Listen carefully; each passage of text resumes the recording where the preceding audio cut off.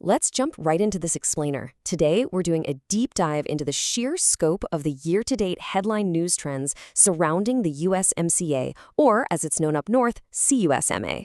Right now, there is just unprecedented regulatory volatility squeezing a massive, multi-billion-dollar geopolitical choke point, the Ontario-Michigan Waste Corridor. International supply chains are facing tremendous friction, and the cross-border flow of municipal solid waste, MSW, is caught right in the crosshairs of aggressive new U.S. tariffs from Washington and severe domestic capacity limits in Canada. Frankly, the network is on the brink of collapse. But what is truly fascinating here, and what we're going to unpack, is that the only thing keeping this entire global supply chain alive might just be an everyday device in your pocket, a smartphone running some incredibly advanced edge AI. Look at the extreme financial arbitrage driving this trade. It is honestly staggering. It costs roughly $189 to bury a single ton of waste locally in the Greater Toronto Area.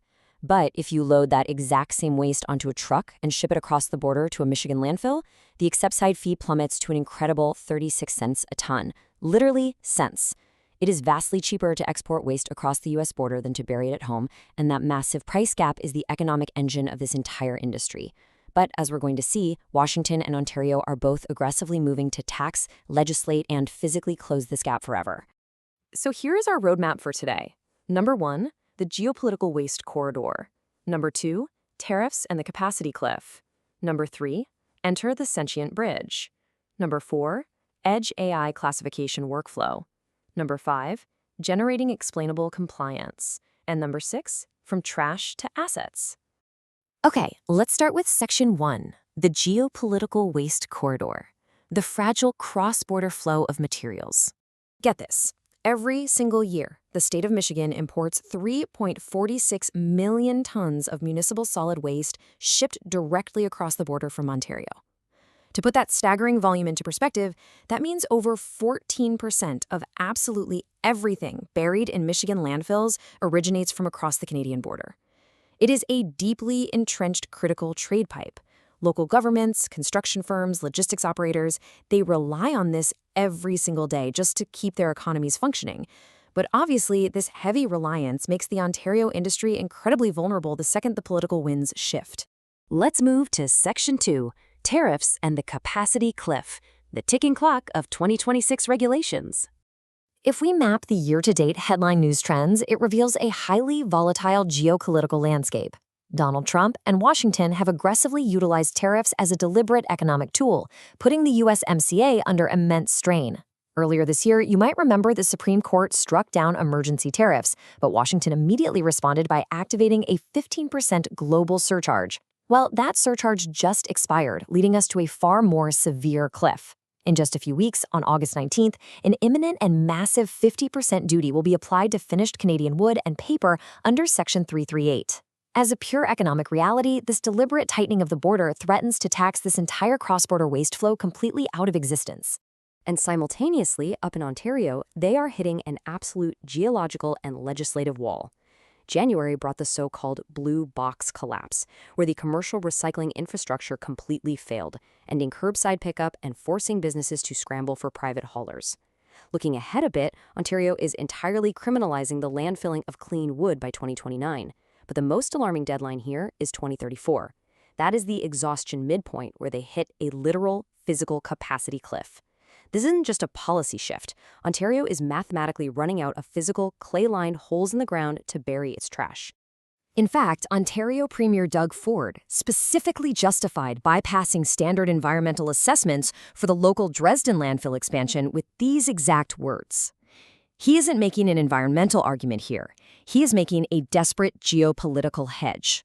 Local governments are scrambling to build domestic capacity specifically because they fear the devastating impact of Washington closing the border to Ontario's municipal solid waste. So this brings us to a really massive question. With a severe 50% duty just days away, how can logistics operators and general contractors survive? The answer lies in mastering the complexities of USMCA exemptions and mathematically proving the precise chemical makeup of the material before a truck ever even reaches the customs booth. Which leads us to Section 3, enter the sentient bridge, the 905 wood digital refinery. You see, the answer to this geopolitical friction isn't actually political, it's highly technical. The 905 Wood digital refinery acts as the sentient bridge between chaotic, contaminated construction waste and the strict, high-purity requirements of the global biocarbon market. They are achieving this by operationalizing a standard consumer device, the Google Pixel 10 Pro running Android 16. By utilizing the phone's native Light RT AI stack features, they literally turn a smartphone into an unblinking compliance officer that classifies waste in under 500 milliseconds. This establishes court-admissible proof of origin right at the bin, firmly securing Ontario's industrial leadership in the global circular bioeconomy. Let's break down exactly how they do that in Section 4, Edge AI Classification Workflow, from digital inference to spectroscopic scans. So here's the 905 Wood digital refinery workflow in the field. When a driver captures an image of the waste with the Pixel 10 Pro, the phone's Tensor G5 chip executes the primary AI model entirely natively on the device. If the AI is confident the wood is clean, it passes immediately. However, if the confidence score falls into what they call the amber band, which is the AI's zone of uncertainty, often triggered by weathered wood that might be hiding chemical preservatives, it automatically escalates to a much larger model called the visual fallacy guard. Think of this like getting a second opinion from a senior specialist right there on the phone. If both models still can't reach a consensus that the material is clean, the load is automatically routed for physical near-infrared and X-ray fluorescence scans. The system visually and physically inspects the wood for toxins with absolute consistency and zero human fatigue.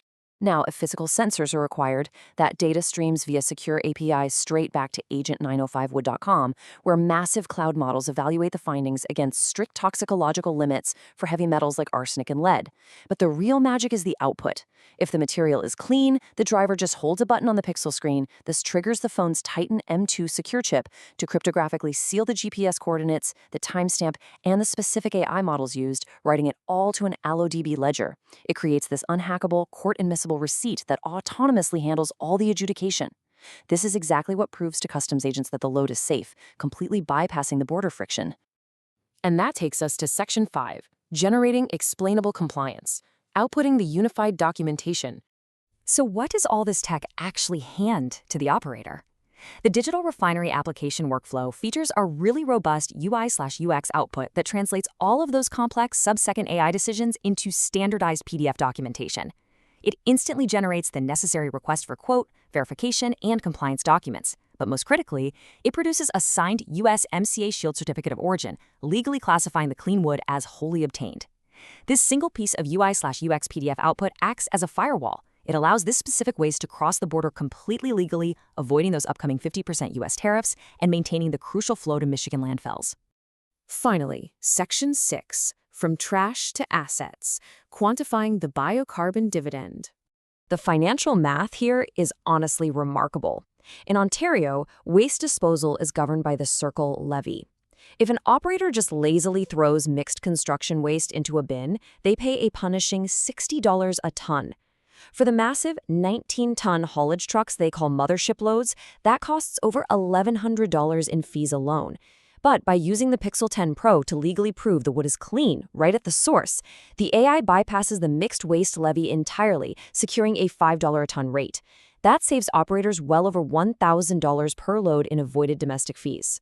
But it gets better, because the AI doesn't just save money, it creates entirely new revenue. Because the system guarantees the absolute purity of this wood, it can actually be diverted from Michigan landfills entirely and routed to advanced pyrolysis facilities. This high-purity classification links directly to the voluntary carbon market via the Puro.Earth CORC registry, yielding a massive $2,721 carbon dividend per load. The tech literally transforms a local, heavily taxed liability into a highly lucrative global asset. This quote really encapsulates their entire Wall Street-style philosophy. They aren't just moving trash anymore. They are acting like data-driven traders. By shorting the landfill, they are executing a brilliant financial maneuver to hedge against shifting USMCA tariffs, Washington trade wars, and Doug Ford's domestic capacity limits, all while harvesting a highly lucrative green asset in return. It leaves us with a fascinating thought to end on. As international trade wars, aggressive tariffs, and geological capacity limits relentlessly squeeze our physical supply chains, will the unblinking sub-500 millisecond AI inference on your smartphone be the only thing keeping the global circular bioeconomy alive? It's an incredible intersection of massive global geopolitics and localized edge AI. Thanks for joining me for this explainer, and keep looking for the data behind the headlines.